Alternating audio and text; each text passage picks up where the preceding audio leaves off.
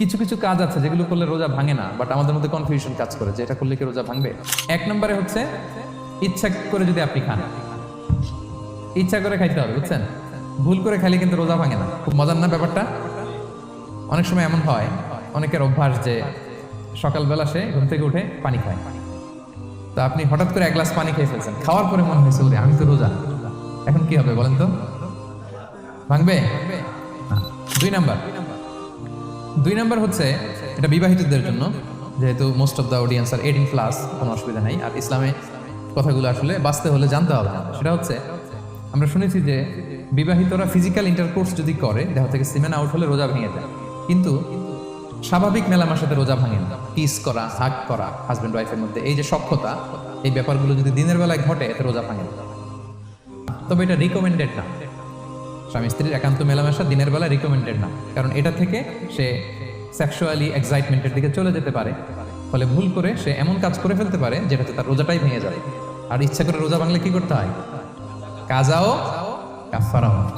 3 number, এটাকে আরবিতে বলে আল ইহতিলাম, ওয়েট ড্রিম, বাংলায় বলে স্বপ্ন দোষ। ঘুমের মধ্যে এমন কিছু দেখলেন, ফলে আপনার সিমেন আউট হলো, আপনার রোজা ভাঙবে না। কারণ এটা কি ইচ্ছা করে করছেন আপনি? এটা কার হাতে? আল্লাহ হাতে। এতে রোজা ভাঙে না, শুধু আপনি ঘুম থেকে উঠে ফরজ গোসলটা করে নিলেই হবে। 4 নাম্বার হচ্ছে ব্লাড টেস্ট। অনেকে বলে যে হুজুর ব্লাড টেস্ট করা যাবে কিনা রমাদানে।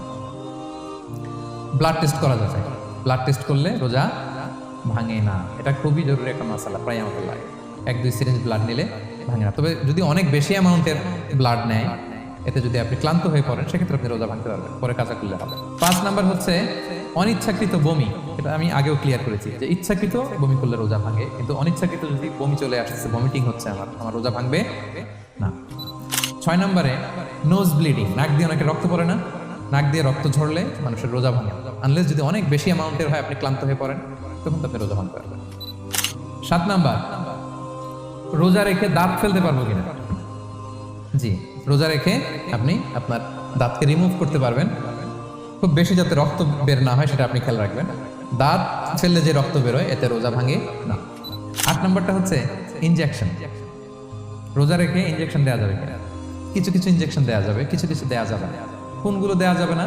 Food supplementary injection, nutrition value আছে এরকম injection, energetic injection, energy boost up করে এরকম ইনজেকশন দিলে রোজা ভেঙে যায়, এগুলো দেওয়া যাবে না। কিন্তু পেইন কিলার যে ইনজেকশনগুলো আছে, এটা দিতে পারবেন। পেইন কিলার ইনজেকশন দিতে পারবেন, অ্যান্টিবায়োটিক ইনজেকশন দিতে পারবেন, অ্যানেস্থেটিক ইনজেকশন দিতে পারবেন, এই জাতীয় মেডিকেশন ইনজেকশনগুলো দিতে পারবেন। কোভিডের যে ইনজেকশন, এগুলো আপনি দিতে পারবেন। এগুলোতে রোজা ভাঙে না, কারণ এগুলোতে আপনার স্টোমাকে কিছু পৌঁছেও না, আপনাকে শক্তিবর্ধক কিছু দেহে প্রবেশও করাচ্ছে না, আপনার এনার্জিও বাড়ে না, আপনার এনার্জি বাড়ে না, আপনার নিউট্রিশন ভ্যালু অ্যাড হয় না, আপনার স্টোমাকে কিছু পৌঁছে না, এই জাতীয় সব ইনজেকশন দেওয়া যায়। 9 নম্বরে কিছু কমন ব্যাপার আছে। এই কমন জিনিসগুলো আমাদের মনের মধ্যে প্রায় প্রশ্ন জাগে যে এগুলো করা যাবে কি যাবে না, এগুলো ক্লিয়ার করি। এর মধ্যে 1 নম্বর হচ্ছে টুথপেস্ট। রোজা রেখে টুথপেস্ট দিয়ে ব্রাশ করা যাবে কিনা? বলেন, যাবে কি যাবে না?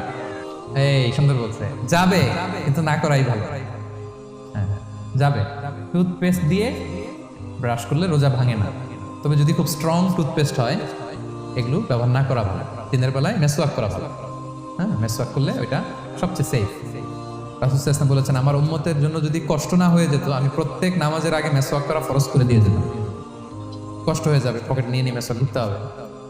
এবং রাসূল সাল্লাল্লাহু আলাইহি ওয়াসাল্লাম মৃত্যুর আগে ওনার হাতে যে জিনিসটা রেখে উনি শেষ নিঃশ্বাস ত্যাগ করেছেন, সেটা হচ্ছে মেসওয়াক। আরবাউন মিন সুনানিল মুরসালিন, 4টা সুন্নাত, এটা সব নবীদের মধ্যে ছিল, এর মধ্যে একটা হচ্ছে আসওয়াক, মেসওয়াক। মেসওয়াক করবেন তো আপনারা? আচ্ছা। এরপর রোজা রেখে আতর দেয়া যাবে, কোনো সমস্যা নেই।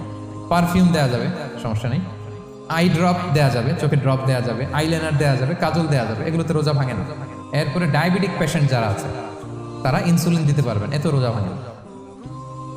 এটা আমাদের লাগে না, আমাদের অনেক মুরব্বীদের দিতে হয়, আমাদের আব্বা আম্মাদের। তো এটা আপনারা জেনে গেলেন, ইনসুলিন দিলে রোজা ভাঙে না।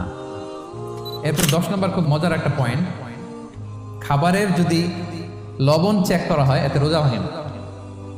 তবে ঘরে আপনারা এটা ট্রাই করবেন না, এটা রেকমেন্ডেড না। এটা কখন রেকমেন্ডেড? এটা বড় শেফদের জন্য। লেটস সে রমাদানে 1000 লোকের বিরিয়ানি করা হবে, আল্লাহর বান্দারা রোজাদাররা খাবে, এটা লবণ বেশি হলে খাইতে পারবে?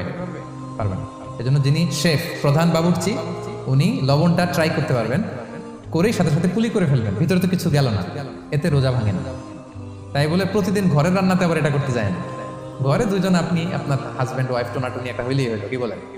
লবণ বেশি হবে কম হবে, কিন্তু বড় প্রোগ্রাম, অনেক রোজাদাররা একসাথে ইফতারি করবে, এটা তো লবণাক্ত হলে খাওয়া যাবে না। তো সেক্ষেত্রে শেফ যদি জাস্ট জিব্বা দিয়ে লবণটা একটু ট্রাই করে নেয় যে অ্যাড করতে হবে না, ঠিক আছে,